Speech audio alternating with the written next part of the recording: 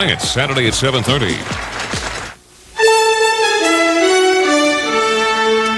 This is the CBS Evening News. Bob Schieffer reporting.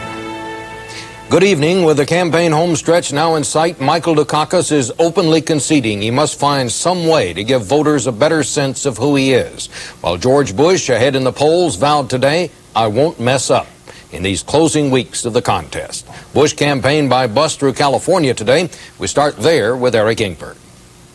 I'm picking up Bush vibrations. He's the best guy to lead this nation. Everybody! Two of the Beach Boys provided the musical subtext for the Bush campaign as it barnstormed in buses across California's Central Valley. Bush is hearing so many good vibrations from the pollsters these days that he is now warning his people against overconfidence. The candidate, riding in his own specially equipped bus, said that he doesn't intend to lose through a blunder. Well, I don't tend to mess up. We're going to drive right down to the wire. He is not going to out-hustle me, outwork me. Pursuing the votes of farmers and blue-collar Reagan Democrats, Bush drew large crowds in several towns. And the jolt of confidence he has gotten from the debate was evident. And with baseball back in the spotlight, you might say we're going to see a big RBI November. Republicans back in. It was obvious Bush has taken his strategist's advice to keep up the drumbeat of negative attacks on Michael Dukakis. So what I've got to do in the remaining 3 weeks is to continue to spell out the differences between the liberal governor of Massachusetts. Oh, he hates that word. In Modesto, a crowd, police estimated at 14,000, cheered his promises. No more grain embargoes, no gun control.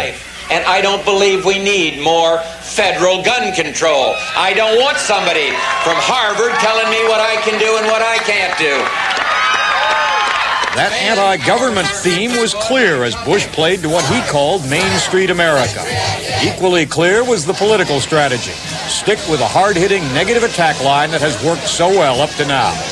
Eric Ingberg, CBS News, Modesto, California. With the pressure really on him now, Dukakis logged 18 hours of campaigning yesterday and had another long day today as he tried to rally voters from California to Texas. That part of the story from Bill Whitaker. 'Cause nobody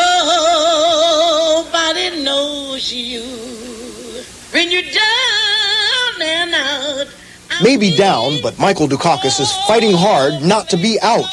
Slipping in the polls in the final weeks of the campaign, Dukakis is making a show of reaching out to black voters. Last night in a rare joint appearance with Jesse Jackson at Jackson's birthday party. My friend, Governor Dukakis, can be trusted to keep hope alive. Juntos vamos a ganar. And he's working to shore up Hispanic support. Today in Los Angeles, Dukakis won the endorsement of Hispanic police officers. Last night, he appealed to Hispanic and black community leaders. Dukakis has made a concerted effort to win over Reagan Democrats. So much, some have charged, that he's all but ignored black and Hispanic voters, traditional Democratic loyalists. And he's paid a price. Much of his slide in the latest CBS New York Times national poll comes from flagging support among blacks. Belatedly, the campaign is fighting to reclaim minority voters.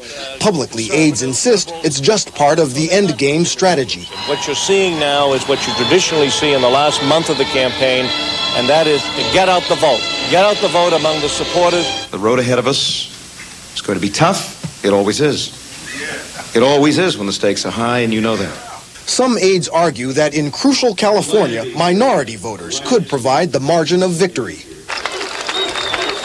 This afternoon, Dukakis continued his appeal to Hispanics, this time in Texas. He'll need their full support and more to close the gap with Bush in that state. Bill Whitaker, CBS News, Los Angeles. With no national issues really catching fire, most experts are predicting one of the lowest voter turnouts ever this year.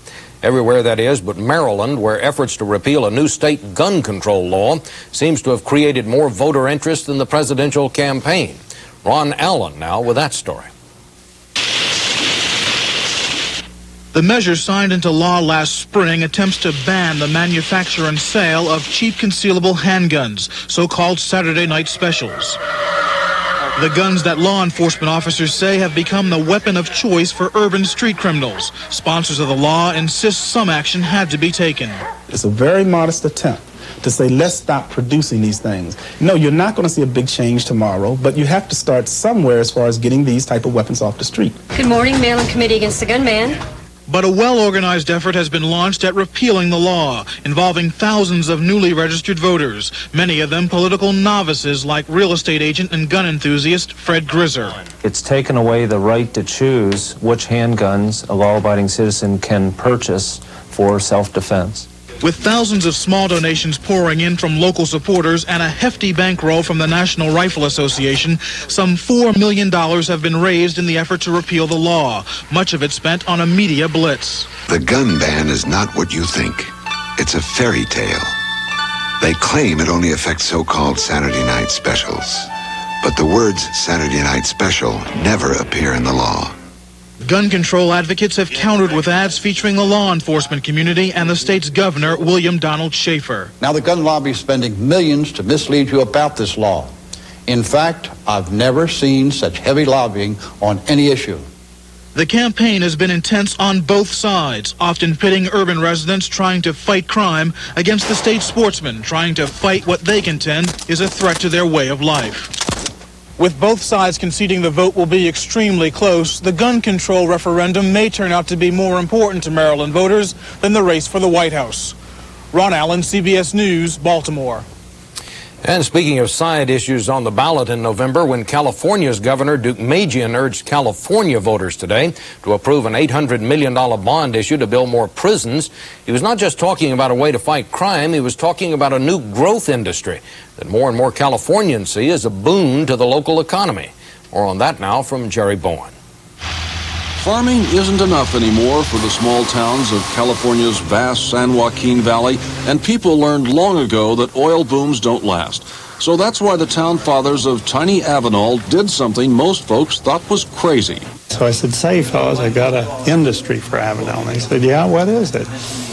And I said, a prison. Well, everybody kind of laughed. I mean, hell, a prison, that was just too much. But the little town that wanted a prison when no one else did got one. And along with it came a $25 million annual payroll and growth. In California, the prison system is a real growth industry. Present facilities house twice the inmates they were designed for, so more prisons are being planned or built. The problem is finding a willing community or neighborhood. We don't deserve another prison in this community. Opposition in Los Angeles, for example, is strident. Not so in a growing number of very desperate small towns. They, in fact, come to the state in many cases and ask us to look into their communities as a possible site. There's no question the new state prison revived Avenal. The population is up to 6,000, 9,000 if you count the inmates, which town fathers do to get more state matching funds. There are plans now for 3 shopping centers, and there's a new sign on the edge of town. People here are proud of their main industry. Recession, depression, whatever's going on, it's there, and it'll be there from now on. It didn't take long for Avenal's neighbors to catch on. This is the new prison going up down the road at Corcoran. And not far away, the town of Coalinga has launched a campaign too. An IBM versus a prison, they would probably take the IBM. In the short term, however, this is one thing we can look to. The town fathers of Avenal were hoping for a more upscale industry too to save them, but none appeared and time was short. We had to come up with something, said one official, and that something happens to be a prison. Jerry Bowen, CBS News, Los Angeles. And coming up next on tonight's CBS Evening News, those mudslinging political ads and how the presidential candidates are trying to clean up their acts, and later Midland, Texas celebrates a happy anniversary, the rescue of Jessica McClure.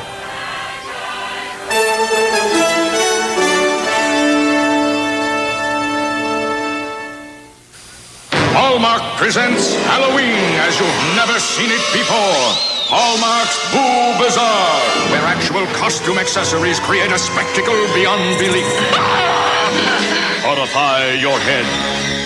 Try on glowing terror. Shake in your shorts. Everything to let the ghoul times roll is at Hallmark's Boo Bazaar. Now playing in a store near you. I'm frightened. Which fruit has the most fiber per serving? This one, the prune. Prunes, the high-fiber fruit.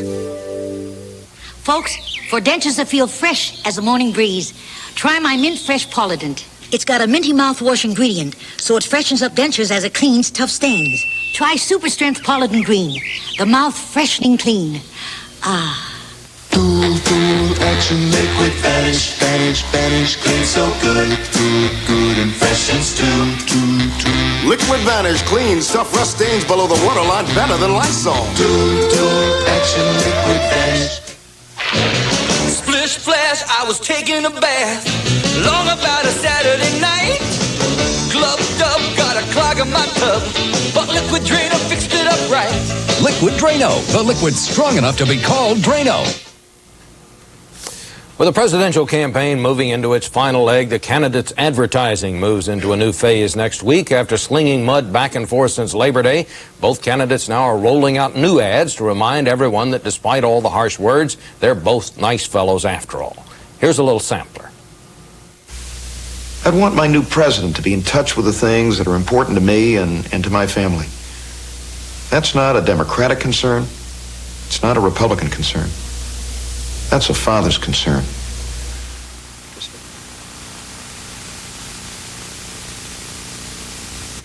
Where soldiers began destroying hundreds of nuclear missiles with the understanding that we'd destroy some of our own, the first disarmament treaty of its kind. And though most Americans were unaware of the significance of the moment or realized it was George Bush who led the way, someday their grandchildren will. Well, joining us now is Barbara Lippert, a columnist with Advertising Age magazine, a real expert on the effects of advertising. Well, that's certainly a contrast to what we've seen thus far in the campaign, isn't it? Yes, it's usually reversed. They usually leave the nasty stuff for the very end when they take the gloves off. Why the change this year? Well, they both want to look more presidential. We're trying to see a warmer, likable Mike, but I think the problem with that commercial is that Carter used to wear his heart on his shirt sleeves the same way, and it made us worry. Let's look at some of the negative ads we've seen. Here's one from the Bush side. The Environmental Protection Agency called his lack of action the most expensive public policy mistake in the history of New England. Now, Boston Harbor, the dirtiest harbor in America, will cost residents $6 billion to clean. And Michael Dukakis promises to do for America what he's done for Massachusetts. Now, the Dukakis people say that ad really hurt them. They concede that. Well, it's whose sludge is it anyway? But I think it was very effective because it was in consonance with everything else Bush did. What he was saying, his speeches, the news bites, it was all about flag furlough and Boston Harbor. Dukakis didn't have three issues like that, so people couldn't get to know him, and he spent all of his time reacting and playing catch-up, and that was the problem. Now, here's an attempt by the Dukakis people to do some negative advertising. Let's look at this. So what does Bush do? Wraps himself up in the American flag. Not that again. Would you rather talk about Dukakis' health insurance plan? Get out the flag, boys. They'd like to sell you a package. Wouldn't you rather choose a president? That's one of the most denounced ads in political history. Nobody likes it, and I think it's very vague, it's abstract, and the problem is that it gives Bush the kind of invulnerability that President Reagan has had, and it looks like one of those ads for the phone company where someone's going to get fired, or those strange Nissan engineers who sat around. I agree with you. Most people said that ad simply did not work. Let's talk about negative advertising and the effect it had. A political scientist said today that Americans seem more tolerant this year of negative advertising than in the past. Do you think that's true? No, I think they feel malnourished. They want information. I don't think they're more tolerant. I think what it does is that we get the alienated voter, and we get somebody who has great facility in talking about sound bites and who knows what a spin doctor is, but who still doesn't know the issues or doesn't know his candidates and is voting less, as you'll see. But, yes, I think that, I agree with you. I think that will be the outcome. But on the other hand, negative campaigning does seem to work, does it not? Well, George Bush has had this genius to run an entirely negative campaign, and still we come away with this image of him lifting his granddaughter to his neck. And yet you say you think the final result will be people will be just less turned off and there'll be a low turnout.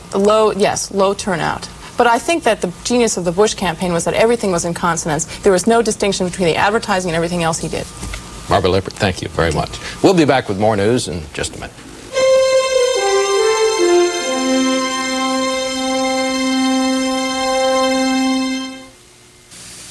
Instantly, your skin knows this skincare fluid is different. It is so similar to the essential fluid abundant in young skin that your skin recognizes it and instantly absorbs it. Can't help but put it to work, softening, smoothing, silkening dryness. This beauty fluid is what your skin needs and craves. This is Oil of Olay. I just got dentures, but it hasn't slowed me down. Start to be the 45, want to hear 45, 45. Fix-It and forget it. Fix-It has fix loose spots for a strong hold that lasts longer than any leading cream. 2, I hear 25, want to hear 25, 25. Use Fix-It and forget it. Dedication, attention to detail, and caring. At Realty World, it's not just the quality of the material our jackets are made of, but the quality of the people who wear them. X-Lax presents some gentle guarantees. A feeling of freshness, of confidence, and the peace of mind that comes from the X-Lax guarantee. Taken at bedtime, X-Lax is guaranteed to work gently, effectively, by 8 a.m. or your money back. So you can start the day feeling like yourself again. And that's a promise you can count on. X-Lax, guaranteed complete relief by 8 a.m. Exactly 1 year ago, the entire country was praying for a little girl, just 18 months old, trapped in a well in Midland, Texas. The prayers were answered, and today the town said a special thank you. Bruce Hall was there. In Midland, they are celebrating an emotional anniversary, the rescue of little Jessica McClure. Today, she helped dedicate a bronze sculpture, honoring those who took part in her heroic recovery. I know that you will always be special to Jessica, and I pray she will always be special to y'all. Thank you very much. A year ago, she was pulled from this abandoned well where she'd been trapped for 58 hours. It was a miraculous rescue and propelled her into a national celebrity. She is in constant demand for ceremonial appearances, parades, and appeals for children in need of transplants. However, her teenage parents became targets of jealousy. There were rumors of wild spending sprees, accusations they were using money sent to Jessica. However, a bank official denies that, saying donations were put in a trust fund and the parents have no control over it. In simple terms, it says that we may expend money for Jessica's health, education, and general maintenance. Her doctors say Jessica may escape without any physical or emotional scars from the ordeal. I don't think she'll recall it ever in the future, if she even does now. She's a normal 2.5-year-old, and she does not cry herself to sleep at night, and she is a very good kid. One thing has changed. Every time Jessica now ventures from her yard, someone is with her. I may be a little more protective now, but I was always real protective. There's seldom a time when she's not with one of us. Or my parents. Or Sissy's mother. Partly because she remains a national phenomenon. The little girl who was trapped and dramatically rescued. Bruce Hall, CBS News, Midland, Texas. Police in Oregon have charged 3 adults with the murder of an 8-year-old girl. They say she was beaten to death yesterday while in the care of a controversial youth group. The Los Angeles-based Ecclesia Athletic Association was running a kind of training camp near Portland. More than 50 other children who were there have been taken into protective custody.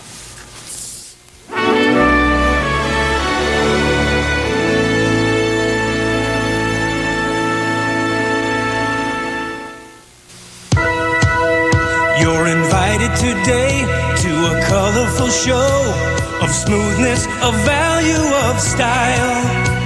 The Great American Road Show by Buick.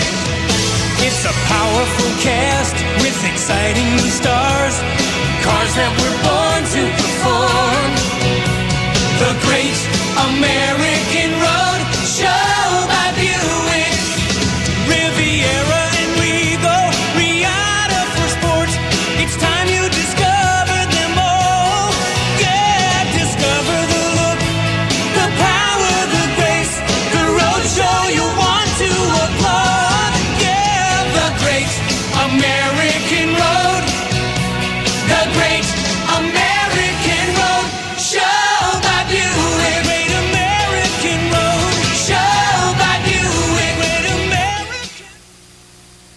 To see how a bathroom gets this shiny clean, you have to go back to the beginning. To fresh-scented Lysol Basin Tub and Tile Cleaner. Lysol has the power to cut through dirt and soap scum, and it disinfects. Try Fresh Scent Lysol. It's how the shiniest bathrooms get their start. New Light Scent Love My Carpet. The light scent not to be made light of. It's tougher on tough carpet odors than Arm & Hammer Light. Light Scent Love My Carpet. Delightful. President Reagan charged today that Congress is run by, quote, tax and spend liberals, but in his radio address, he claimed he's kept them in line. The president said he forced Congress to pass all his spending bills before it adjourns next week and within Graham-Rudman deficit reduction guidelines. Well, if Mr. Reagan is scoring this congressional session a win, so is the opposition. We have a report on that now from Deborah Potter on Capitol Hill. Congressional Democrats are proclaiming near total victory. Not since the mid-1960s, when President Lyndon Johnson pushed through his Great Society program, has so much new domestic legislation been approved. I don't think it was Congress alone. I think Congress and the country have drawn a close to whatever conservative revolution may have been underway. By almost any measure, the 100th Congress is leaving behind some impressive accomplishments. A tough new trade law, a catastrophic health care bill, a major overhaul of the welfare system, expanded civil rights protections, and new funding for highway construction and water cleanup. It's a record of productivity that defies conventional wisdom. We have a lame duck president. That's supposed to result in nothing happening.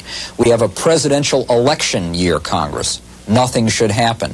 We have a Democratic Congress facing a Republican president. Both should be entrenched. But all those things combine to create the perfect climate for action.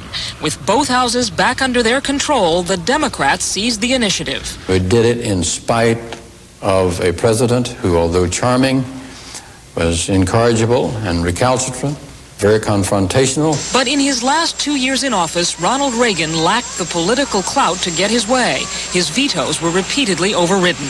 The Democrats didn't get everything they wanted. Among their disappointments, no increase in the minimum wage and no action on child care or parental leave. And this Congress will go home without really tackling the biggest domestic issue of all, the federal deficit. They did what they always do around here. They set up a commission and left the tough choices to the next Congress. Deborah Potter, CBS News on Capitol Hill. OPEC members are scheduled to meet in Madrid next week to try and stop the fall in oil prices. The meeting will come 15 years after OPEC's oil embargo against the United States, an embargo that brought hardships then but has paid off in the long run. We have more from Terrence Smith. Remember these scenes? The Arabs shut off the spigot in the midst of the 1973 Middle East War, and Americans lined up for a commodity that they had always taken for granted.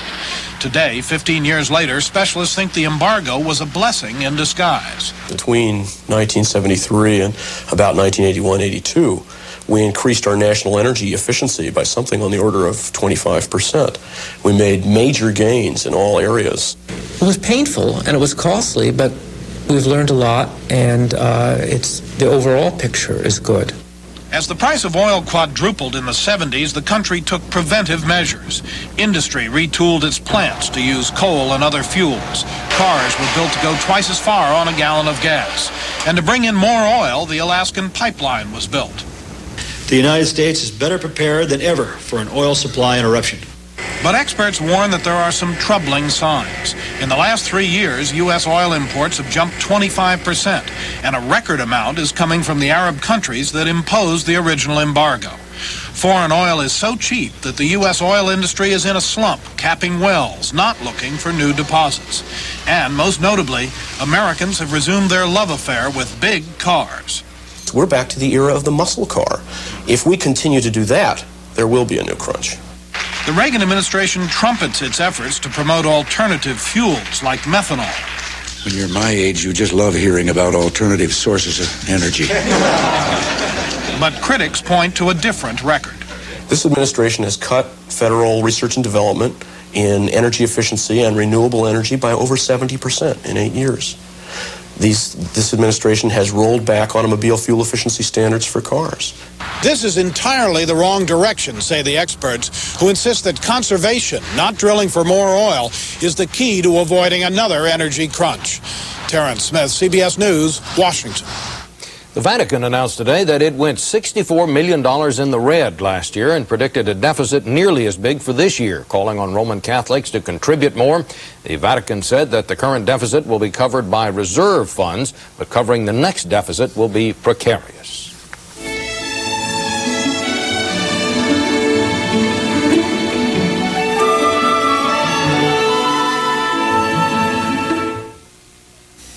Taking home whole wheat total? Special K. Hope you're hungry, because you'll need almost 3 boxes of Special K to equal the vitamin and mineral nutrition in just 1 box of Total. I've got Nutri-Grain. You'll need 4 boxes.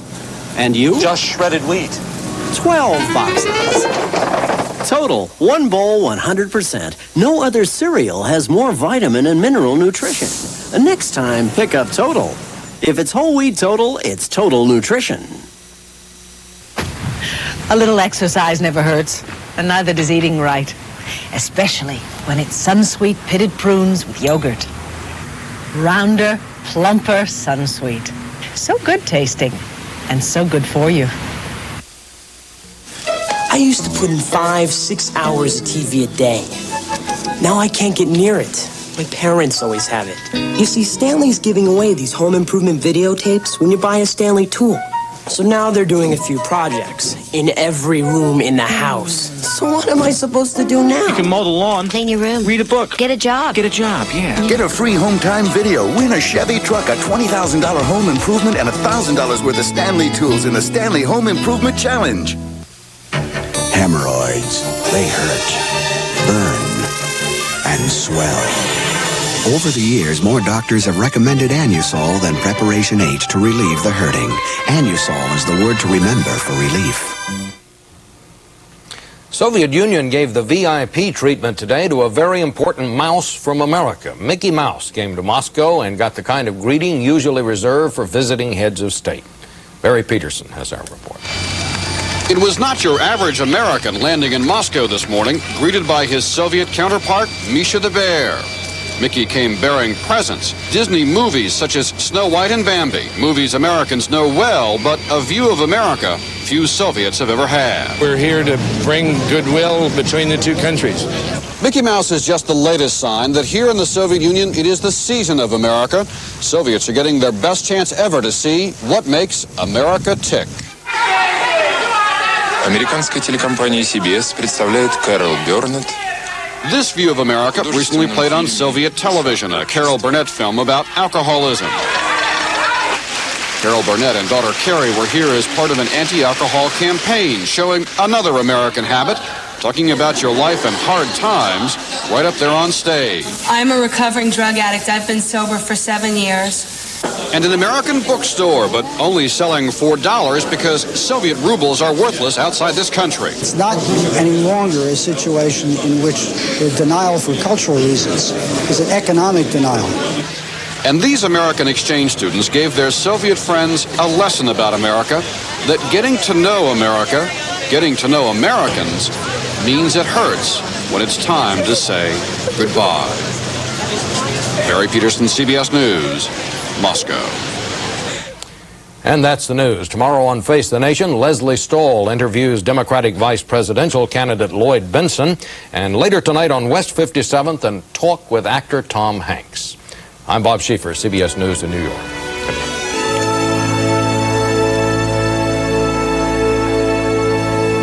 The impelling power of Herschel, the driving force of McMahon. The Cowboys battle the Bears tomorrow on CBS Sports. This is